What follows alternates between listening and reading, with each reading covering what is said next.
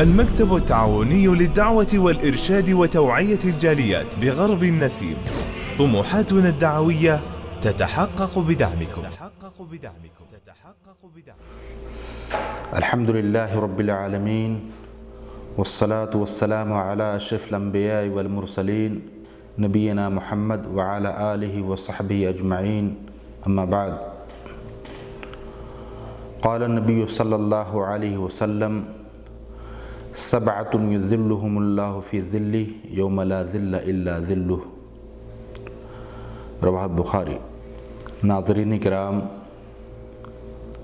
گزشتہ درس کے اندر 7 قسم کے خوش نصیب جنہیں اللہ تعالیٰ اپنے عرش کے سائے تلے جگہ دے گا،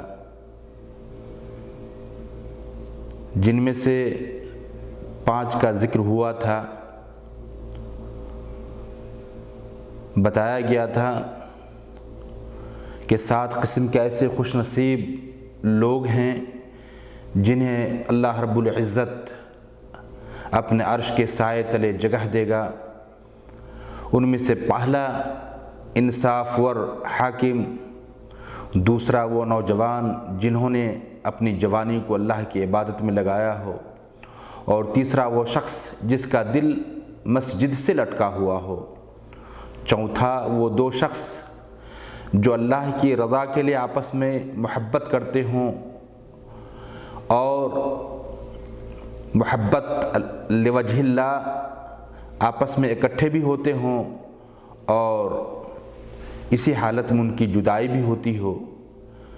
پھر 5واں وہ شخص جنہیں خوبصورت اونچے گھرانے کی عورت زناکاری کی طرف بلائے، مگر وہ یہ کہہ کر اپنی شرافت اور پاک دامنی کا اظہار کر دے: انی اخاف اللہ، میں اللہ سے ڈرتا ہوں۔ یہاں تک ذکر ہوا تھا۔ آج کے حلقہ درس میں انہی 7 خوش نصیب نوجوانوں میں چھٹا وہ شخص، آپ صلی اللہ علیہ وسلم کا ارشاد ہے: وَرَجُلٌ تَصَدَّقَ بِصَدَقَةٍ فَأَخْفَاهَا حَتَّى لَا تَعْلَمَ شِمَالُهُ مَا تُنْفِقُ يَمِينُهُ۔ چھٹا وہ شخص جو صدقات و خیرات اس طرح کرے اللہ کی رضا، اللہ کی خوشنودی مقصود ہو، کہ صدقات و خیرات اس انداز میں کرے کہ دائیں ہاتھ سے خرچ کرے تو بائیں ہاتھ کو بھی علم اور پتہ نہ ہو۔ یہ اخلاص ہونی چاہیے، ریاکاری سے بچتے ہوئے، شہرت اور چرچا سے بچتے ہوئے، اللہ کی رضا کے لیے، اللہ کے خوشنودی کے حصول کے لیے، جنت پانے کے لیے غریب و مسکین پر اپنے مالوں کو صرف کرتا ہے۔ اور اخلاص کی کمالیت کا یہاں تک کہ بندہ دائیں ہاتھ سے خرچ کرے تو بائیں ہاتھ کو بھی پتہ نہ ہو۔ مطلب یہ ہے کہ نہایت اخلاص کے ساتھ مخلص ہو کر اللہ کے راستے میں غریبوں، یتیموں، مسکینوں پر، مجاہدوں پر اپنے مالوں کو صرف کرتا ہے۔ ریا سے بچتے ہوئے، شہرت سے دور رہ کر اپنے مالوں کو اللہ کے راستے میں صرف کرتا ہے۔ ایسے شخص کو اللہ تعالیٰ اپنے عرش کے سائے تلے جگہ دے گا، جس دن اللہ کے سائے کے علاوہ، عرش الہی کے سائے کے علاوہ کوئی دوسرا سایہ نہ ہوگا۔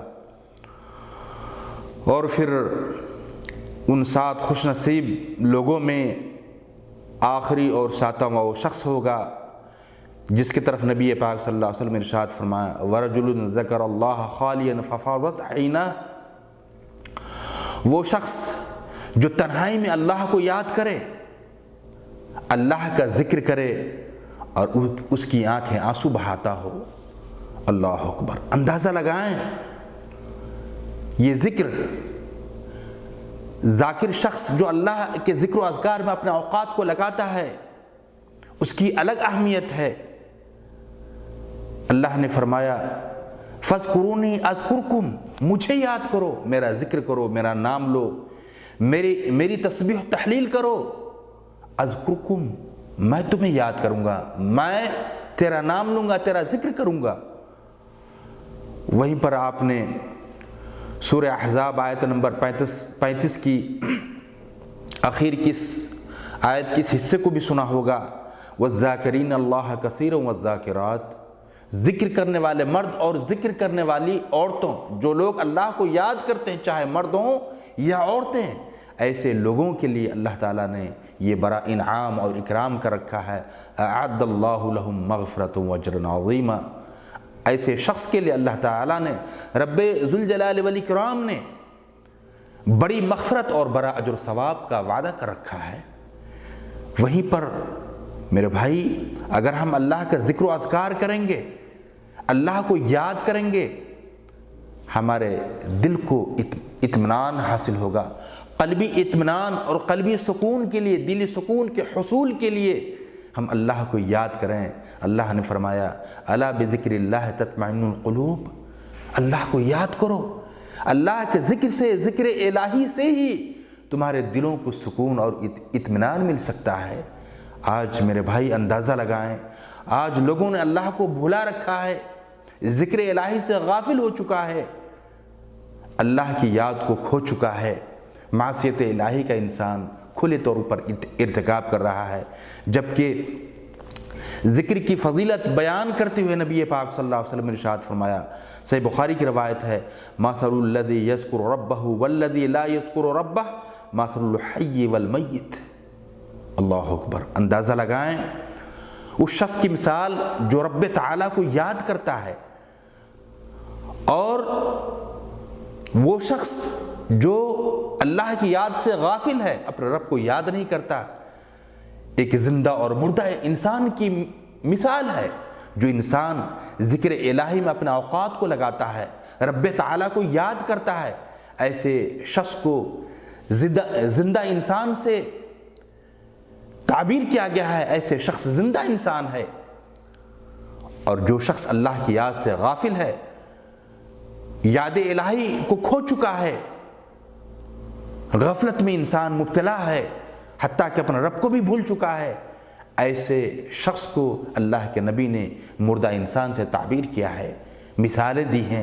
میرے بھائی، پتہ یہ چلا کہ جو شخص اللہ کو تنہائی میں یاد کرتا ہو، وَرَجُلٌ ذَكَرَ اللَّهَ خَالِيًا، جو شخص تنہائی میں اللہ کو یاد کرے، حقیقت میں انسان تنہائی میں جب تنہا ہوتا ہے تو اللہ کو یاد کرتا ہے، اللہ کی ذات سے امید رکھتے ہوئے، اللہ سے محبت کرتے ہوئے، یا انسان اپنے اعمال کو یاد کرتے ہوئے، اپنے گناہوں کو یاد کرتے ہوئے، اللہ کے عقاب، اللہ کی سزاؤں کو سامنے رکھتے ہوئے،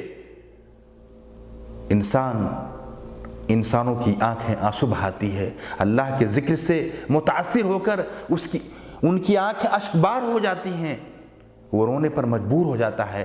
ایسے شخص کے بارے میں اللہ کے رسول صلی اللہ علیہ وسلم فرمایا، وَرَجُلٌ ذَكَرَ اللَّهَ خَالِيًا فَفَاضَتْ عَيْنَاهُ، ایسے شخص کو اللہ تعالیٰ جو تنہائی میں اللہ کو یاد کرتا ہو، ان کی آنکھیں آنسو بہاتی ہو، اللہ اپنے عرش کے سائے تلے جگہ دے گا، جس دن رب تعالیٰ کے سائے کے علاوہ، عرش الہی کے سائے کے علاوہ کوئی دوسرا سایہ نہ ہوگا۔ ہم حریص ہوں، ہم اللہ کے ذکر کرنے پر اپنے آپ کو راغب کریں، رغبت کریں اور عادت ڈالیں، چونکہ وہ حدیث بھی آتی ہے، نبی پاک صلی اللہ علیہ وسلم نے ارشاد فرمایا، لا یلج النار احد بکا من خشیت اللہ حتی یعود اللبن فی الضرع۔ ترمذی کی حدیث ہے، علامہ البانی رحمہ اللہ نے اس حدیث کو صحیح کہا ہے کہ ایسے شخص کو اللہ تبارک و تعالی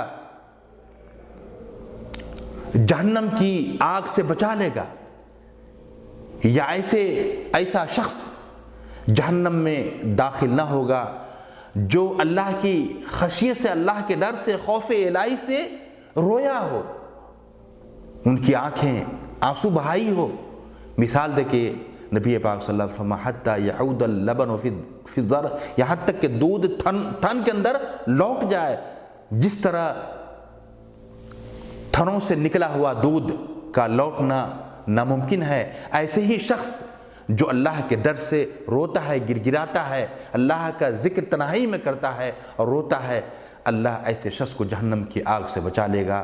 میرے بھائی، تو یہ 7 قسم کے افراد ہیں جنہیں اللہ تعالیٰ اپنے عرش کے سائے تلے جگہ دے گا۔ ہم کوشش کریں کہ ان 7 خوش نصیب نوجوانوں میں سے، یا جو صفات 7 خوش نصیب افراد کے بیان کیے گئے اس حدیث کے اندر ہم کوشش کریں کہ ساتوں کے ساتوں صفات حسنہ کو اپنے اندر پیدا کریں، یا ان میں سے ایک ہوں یا دو ہوں یا تین ہوں، جتنی صفات ہوں اپنے حتی المقدور اپنے اندر پیدا کرنے کی کوشش کریں۔ اللہ سے دعا ہے کہ اللہ تعالی ہم تمام مسلمان بھائیوں کو سات خوش نصیب نوجوانوں میں سے بنائے جنہیں قیامت کے دن اللہ تعالیٰ اپنے عرش الہی کے سائے تلے جگہ دے گا۔